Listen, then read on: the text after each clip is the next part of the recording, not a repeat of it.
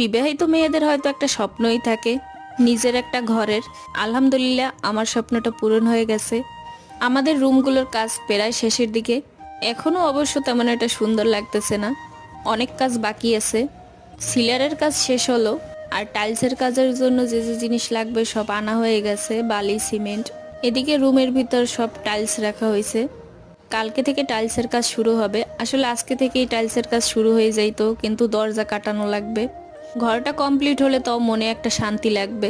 4-5টা বছর আমরা এমনিভাবেই রইছি, একটু একটু করে ঘরের কাজ করছি। অবশেষে এখন ঘরটা শেষের দিকে। হয়তো আর 5-7 দিনের ভিতর ঘরের কাজটা সম্পূর্ণই শেষ হয়ে যাবে। আসলে এক এক মিস্ত্রির এক এক কাজ থাকে, তাই চাইলেও সময়ের এক কাজ শেষ করা যায় না।